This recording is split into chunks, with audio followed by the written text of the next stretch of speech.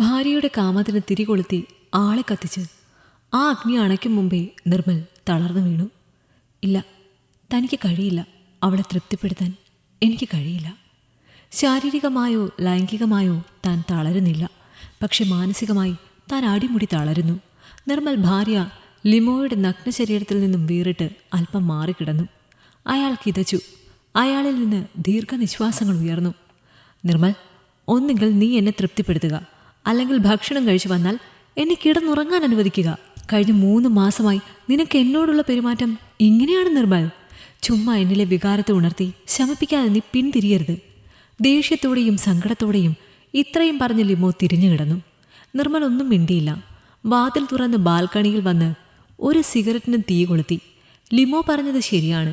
കഴിഞ്ഞ 3 മാസമായി അവളോടൊത്തുള്ള ശാരീരിക ബന്ധത്തിൽ താൻ പരാജിതനാണ്. പക്ഷെ കഴിഞ്ഞ 3 മാസത്തിൽ താൻ ജീവിതത്തിൻ്റെ എല്ലാ മേഖലകളിലും പരാജിതനാണെന്ന് അവൾക്കറിയില്ലല്ലോ. കല്യാണം കഴിഞ്ഞ ആദ്യ 6 മാസത്തിൽ മാനസികമായും ശാരീരികമായും ലൈംഗികമായും സാമ്പത്തികമായും അങ്ങനെ എല്ലാം കൊണ്ടും താനും ഭാര്യയും നല്ല സന്തോഷത്തിലായിരുന്നു. ഓഫീസിലെ ഒരു ഫംഗ്ഷനിൽ കൂട്ടുകാരുടെ മുമ്പിൽ വെച്ച് ജോലിയിൽ തന്നോട് അസൂയയുള്ള ദിലീപ് തന്നെ നാണം കെടുത്തുവാൻ മനഃപൂർവ്വം പറഞ്ഞ ആ വാചകങ്ങളാണ് തന്നെ അടിമുടി തളർത്തി കളഞ്ഞത്.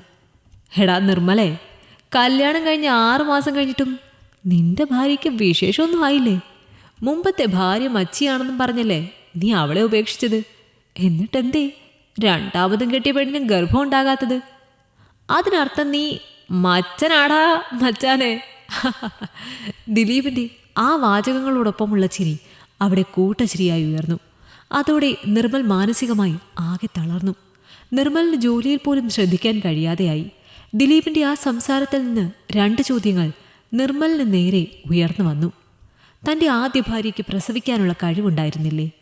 തനിക്കൊരു അച്ഛനാകാനുള്ള കഴിവില്ലേ? ആദ്യത്തെ ചോദ്യത്തിനുള്ള ഉത്തരം നിർമ്മൽ തന്നെ കണ്ടെത്തി. ഉവ്വ, തൻ്റെ ആദ്യ ഭാര്യ നിമിഷയ്ക്ക് പ്രസവിക്കാൻ കഴിയുമായിരുന്നു. പക്ഷേ സ്ത്രീധനം കിട്ടാത്തതിൻ്റെ പേരിൽ താനും വീട്ടുകാരും ചേർന്ന് അവൾക്ക് പ്രസവിക്കാൻ കഴിയില്ല എന്ന കള്ളക്കഥയുണ്ടാക്കി അവളെ ഉപേക്ഷിക്കുകയായിരുന്നു. കോടീശ്വരപുത്രനായ നിർമ്മൽ പാവപ്പെട്ട വീട്ടിലെ നിമിഷയുമായി പ്രണയത്തിലായി. വീട്ടുകാരുടെ എതിർപ്പിനെ അവഗണിച്ച് നിർമ്മൽ നിമിഷയുടെ കഴുത്തിൽ താലികെട്ടി. ആദ്യമൊക്കെ എതിർത്തെങ്കിലും പിന്നീട് നിർമ്മലിൻ്റെ മാതാപിതാക്കളും അനുജന്മാരും അവരെ വീട്ടിലേക്ക് കയറ്റി. ആ വലിയ വീട്ടിൽ നിമിഷയ്ക്ക് എന്നും അവഗണനയായിരുന്നു. പണമില്ലാത്തവളെന്നും പണം കൊണ്ടുവരാതെ വലിഞ്ഞു കയറി വന്നവൾ എന്നുമുള്ള അവഗണനയായിരുന്നു. പണം എന്താണെന്നറിയാത്തവളെന്ന അവജ്ഞയായിരുന്നു. നിർമ്മലിൻ്റെ അനിയൻ്റെ വിവാഹം കഴിഞ്ഞതോടുകൂടി നിമിഷയ്ക്ക് അവിടെ നിൽക്കാൻ പറ്റാത്ത അവസ്ഥയായി. കോടീശ്വരപുത്രിയായ പുതുമോടി പെണ്ണും പണത്തിൻ്റെ പേര് പറഞ്ഞ് അവളെ കളിയാക്കാൻ തുടങ്ങി. മറ്റാര് തന്നെ അവഗണിച്ചാലും കളിയാക്കിയാലും അവൾക്ക് കുഴപ്പമില്ലായിരുന്നു. പക്ഷേ തൻ്റെ എല്ലാമായ ഭർത്താവിൽ നിന്നുണ്ടാകുന്ന പരിഹാസം അവൾക്ക് സഹിക്കാൻ പറ്റുന്നതിനും അപ്പുറമായിരുന്നു. ഒരിക്കൽ നിർമ്മൽ ഇക്കാര്യവും പറഞ്ഞ് നിമിഷയെ തല്ലി. അന്ന് നിമിഷ ആ വീടിൻ്റെ പടിയിറങ്ങി. പിന്നീട് ആ ബന്ധം വിവാഹമോചനത്തിൽ കലാശിച്ചു. നിമിഷയ്ക്ക് പ്രസവിക്കാൻ കഴിയില്ല എന്നാണ് അന്ന് നിർമ്മലും വീട്ടുകാരും നാട്ടിൽ പറഞ്ഞു പരത്തിയത്. ദിലീപിൻ്റെ വാക്കുകളിൽ നിന്നും ഉയർന്നു വന്ന 2ാമത്തെ ചോദ്യത്തിൻ്റെ ഉത്തരവും തേടി നിർമ്മലും ലിമോയും പിറ്റേ ദിവസം ഡോക്ടറെ കാണാൻ പോയി. നിർമ്മലിനെയും ലിമോയെയും പരിശോധനകൾക്കും ടെസ്റ്റുകൾക്കും വിധേയരാക്കി. ആകാംക്ഷാഭരിതമായ കാത്തിരിപ്പിന് ശേഷം റിസൾട്ട് കിട്ടിയപ്പോൾ 2 പേരും ഞെട്ടി. Nirmal positive, Limo negative. ലിമോയ്ക്ക് ഒരിക്കലും ഗർഭം ധരിക്കാൻ കഴിയില്ല, ഡോക്ടർ തീർത്തു പറഞ്ഞു. കുറച്ചുനേരം 2 പേരും തല കുനിച്ചിരുന്നു.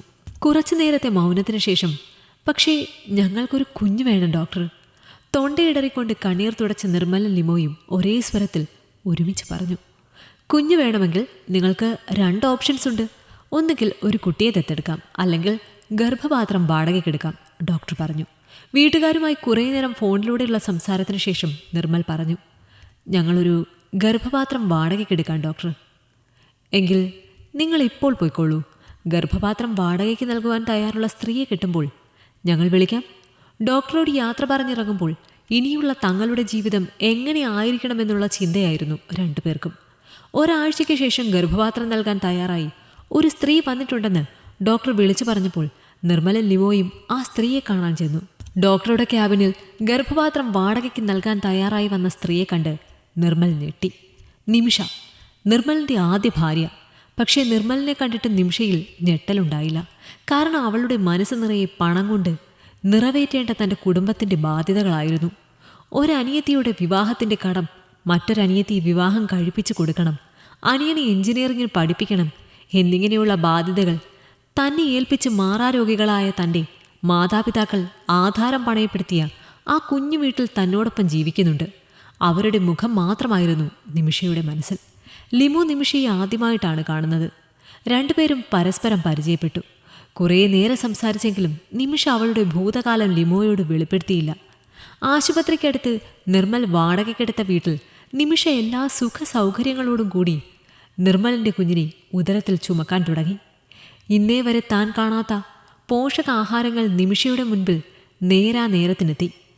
അവളതെല്ലാം ആസ്വദിച്ചു കഴിച്ചു. ഒരു പണക്കാരൻ്റെ ഭാര്യയെപ്പോലെ അല്ല, പണക്കാരൻ്റെ ഭാര്യയായി അവൾ ആ വീട്ടിൽ ജീവിച്ചു. തൻ്റെ കഴുത്തിൽ താലി കെട്ടിയവൻ്റെ കുഞ്ഞിനെ അവൾ വയറിലിട്ട് താലോലിച്ചു.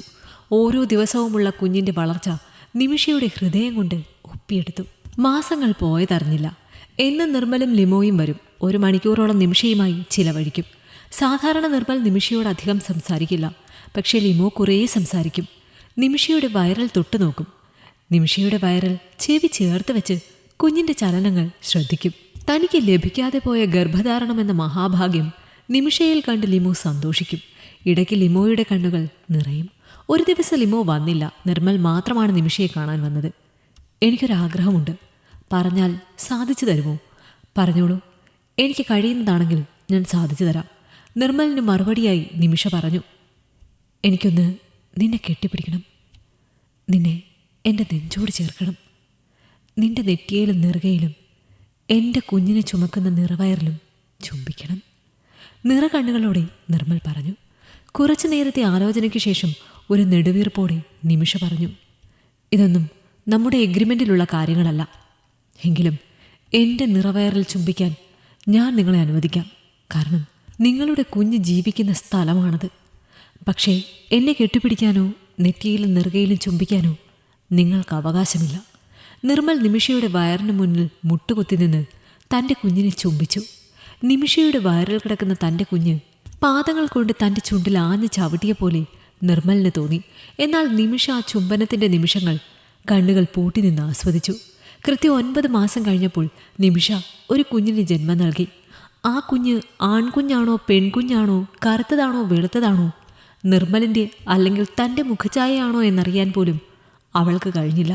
കാരണം പ്രസവത്തിന് ശേഷം ബോധം വന്നപ്പോൾ കുഞ്ഞ് അവളുടെ അടുത്ത് ഉണ്ടായിരുന്നില്ല. കുഞ്ഞിനെ കാണാതെ താൻ ഹൃദയം പൊട്ടി മരിക്കുമെന്ന് അവൾ ഭയന്നു. പക്ഷേ ഇവിടെ താനൊരു അമ്മയല്ല, ഒരാൾ വാടകയ്ക്കെടുത്ത വസ്തു മാത്രം എന്ന നഗ്നസത്യം അവൾ സ്വയം മനസ്സിനെ പറഞ്ഞ് മനസ്സിലാക്കി. വാടകയ്ക്കായി കിട്ടിയ വലിയ തുകയുടെ ചെക്കുമായി കുറച്ച് ദിവസം കഴിഞ്ഞ് നിമിഷ ആശുപത്രി വിടുമ്പോൾ തനിക്ക് ആരുടെയും അമ്മയാകാനുള്ള അവകാശമില്ലെന്നും ബാധ്യതകളാൽ ചുറ്റപ്പെട്ട് കിടക്കുന്ന കുടുംബത്തിൻ്റെ അത്താണിയാകുവാനാണ് യോഗമെന്നും അവൾ സ്വയം അംഗീകരിച്ചു. കിട്ടിയ പണം കൊണ്ട് ബാധ്യതകളെല്ലാം തീർക്കുമ്പോൾ നിമിഷയുടെ മനസ്സ് മറ്റൊരു തീരുമാനം എടുക്കുകയായിരുന്നു. ആർഭാട ജീവിതത്തിനു വേണ്ടി ചില സ്ത്രീകൾ തങ്ങളുടെ ശരീരം വിൽക്കുമ്പോൾ കുടുംബജീവിതം മുന്നോട്ട് കൊണ്ടുപോകുന്നതിന് വേണ്ടി തൻ്റെ ഗർഭപാത്രം 2 വർഷത്തിലൊരിക്കൽ ഇനിയും വാടകയ്ക്ക് കൊടുക്കുന്നതിൽ എന്താണ് തെറ്റ്? ഒരു തെറ്റുമില്ല എന്ന് നിമിഷ സ്വയം പറഞ്ഞുകൊണ്ട് അവളുടെ മനസ്സിൻ്റെ മുറ്റത്ത് ഒരു ബോർഡ് തൂക്കി. ഗർഭപാത്രം വാടകയ്ക്ക്, യൂട്രസ് ഫോർ റെന്റ്. ഈ കഥ നിങ്ങൾക്കിഷ്ടമായെങ്കിൽ ലൈക്ക് ചെയ്യൂ. നിങ്ങളുടെ അഭിപ്രായങ്ങൾ കമന്റായി രേഖപ്പെടുത്തൂ. കൂടുതൽ കഥകൾ കേൾക്കാൻ ഈ ചാനൽ സബ്സ്ക്രൈബ് ചെയ്യൂ.